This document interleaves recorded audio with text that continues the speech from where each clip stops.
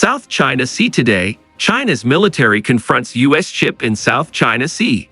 The U.S. Navy said a destroyer, the USS Halsey, was exercising navigational rights near the Paracel Islands. The archipelago lies in the South China Sea, which is disputed by several countries.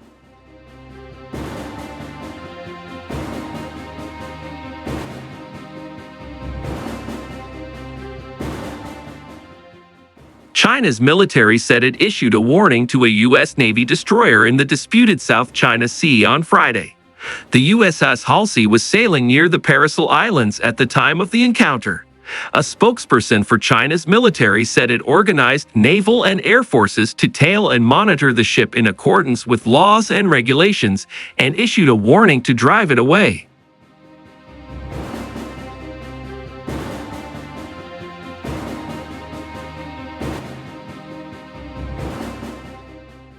The actions by the United States seriously violate China's sovereignty and security, it added.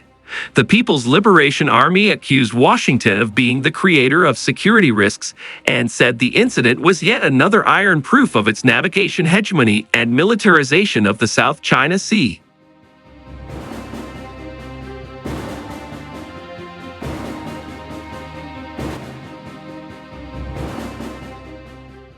The U.S. Navy confirmed that the USS Halsey asserted navigational rights and freedoms in the South China Sea near the Paracel Islands.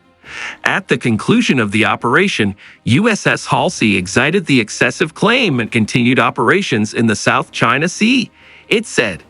Unlawful and sweeping maritime claims in the South China Sea pose a serious threat to the freedom of the seas, it added.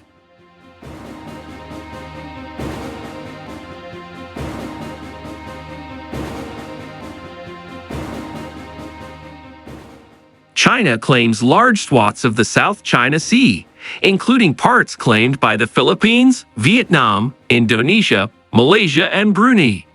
In 2016, the Permanent Court of Arbitration in The Hague ruled that Beijing's claims had no basis under international law.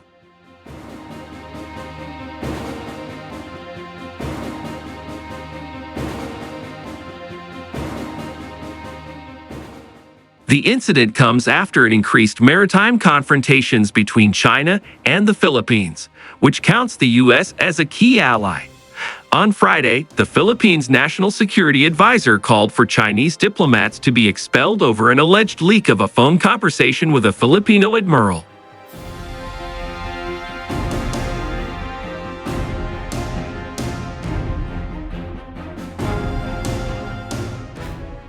China's embassy in Manila had orchestrated repeated acts of engaging and dissemination of disinformation, misinformation, and malinformation, Eduardo Ano said in a statement. China's foreign ministry, in turn, accused the Philippines of denying the facts.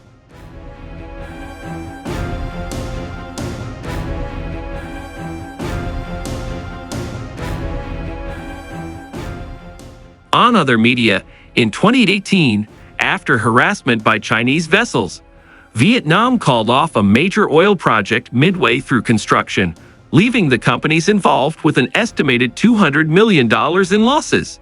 That incident was a shock to the industry and drove companies to reconsider investments in the South China Sea, said the analyst. Malaysia's new discoveries are encouraging companies to return, but the risks now are arguably higher than ever.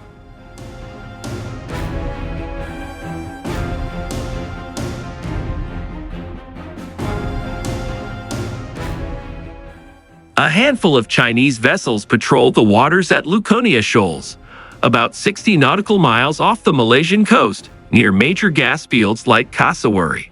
But a much bigger fleet of hundreds of Chinese Coast Guard ships and maritime militia are based farther north, near the Spratly Islands, where Petronas has designated new clusters for oil and gas exploration.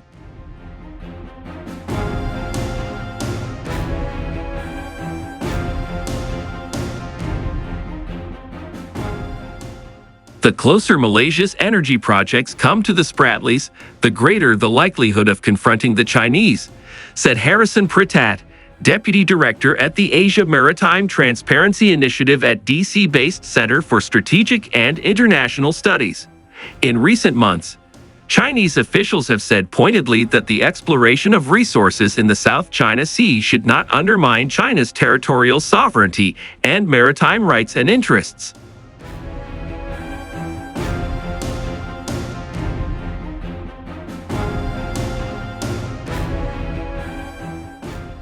Petronas rejected requests for interviews and did not respond to inquiries about the South China Sea. But last year, after Beijing released a new map of the waterway that expanded Chinese claims, Petronas chief executive, Tengku Muhammad Taufik Aziz, made an unusually strong statement of objection. Extracting offshore oil and gas is within Malaysia's sovereign rights, he said. Petronas, he added, will very vigorously defend Malaysia's rights.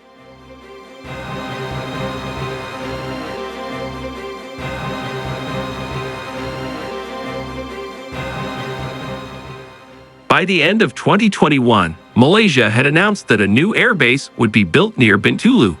Soon after, an army regiment from a neighboring city was moved in, and last year, defense officials said they had worked out a plan to establish a new naval base. Speaking in Parliament, Defense Minister Seri Muhammad Hassan said Malaysia's oil and gas would be protected at any cost.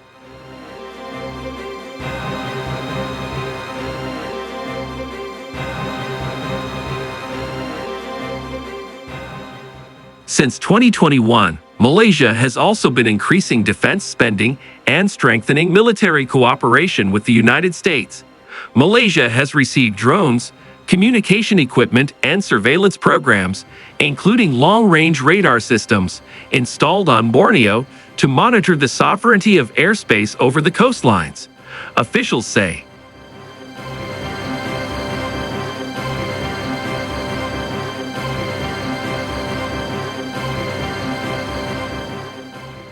Later this year, Malaysia is set to get a decommissioned U.S. Coast Guard cutter and hold the annual bilateral army exercises with the U.S., called Keris Strike, on Borneo, according to the State Department official who spoke on the condition of anonymity to share private negotiations.